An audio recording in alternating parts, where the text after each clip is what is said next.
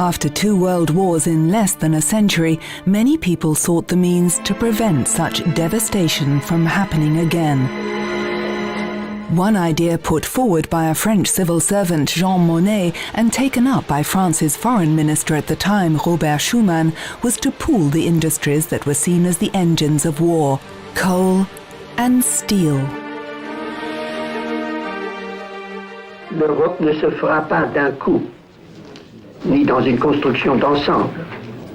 Elle se fera par des réalisations concrètes, créant d'abord une solidarité de fait.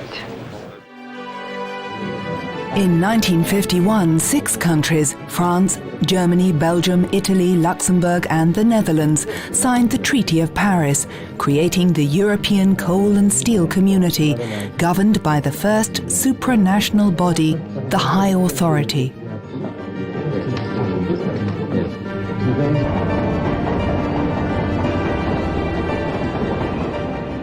Europe's leaders wanted to go further, so on the 25th of March 1957, they signed the Treaties of Rome, creating the EEC, the European Economic Community, and Euratom, the European Atomic Energy Community.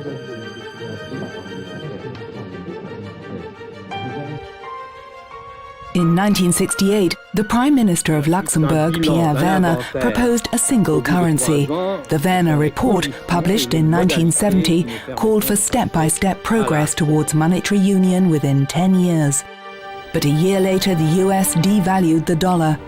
Then there was an oil crisis and the Werner plan was shelved.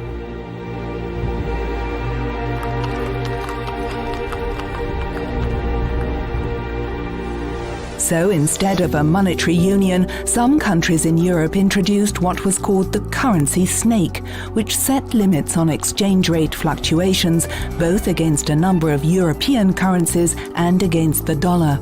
Between its creation in 1972 and its demise 7 years later, the snake saw a lot of exchange rate adjustments and a veritable revolving door of countries joining, leaving, and then rejoining again.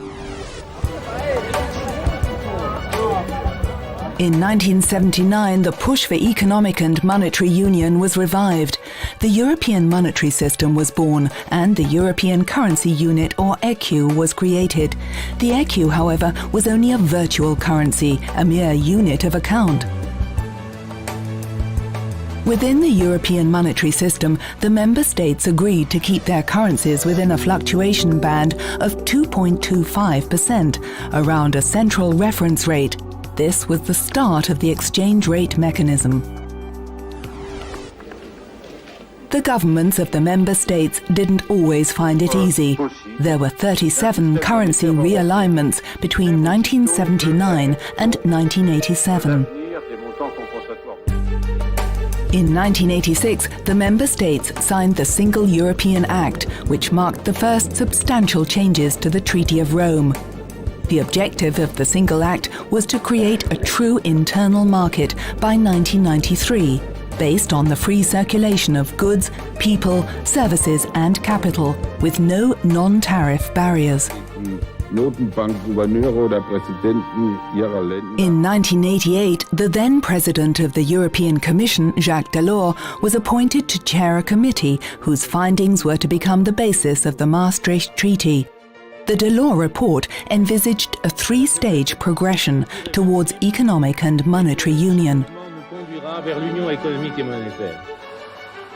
Stage 1 focused on increasing the cooperation among central banks and was adopted as of the 1st of July 1990, when the movement of capital in the European community was liberalized completely. The Treaty on European Union was then signed in Maastricht on the 7th of February 1992. It laid out the framework and the further steps for achieving economic and monetary union and making it work. The treaty established 1994 as the beginning of Stage 2. This phase would bring about economic convergence, as well as the institutions and procedures needed to achieve it. The treaty set out the convergence criteria which member states had to fulfill in order to be considered ready for the adoption of the single currency. Stage 2 saw the creation of the European Monetary Institute, which began its work in Frankfurt on the 1st of January 1994. The EMI carried out all the preparatory work necessary for the ECB to assume its responsibility for monetary policy. In May 1998, EU leaders and finance ministers met in Brussels to decide which states had reached a sufficient degree of convergence and could therefore participate in the monetary union. They also appointed the first president of the ECB, Willem Duisenberg, and the other members of the first executive board.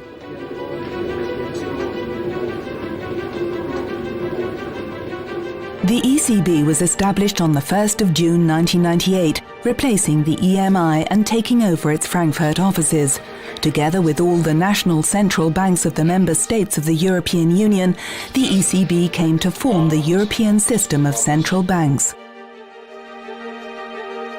On the night of the 31st of December 1998, the euro was born, and the conversion rates of the currencies participating in it became irrevocably fixed.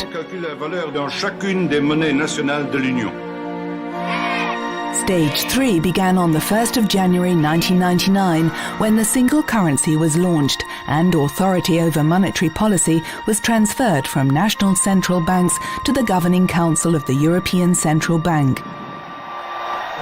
3 years later, on the 1st of January 2002, the new banknotes and coins were introduced amid widespread celebrations.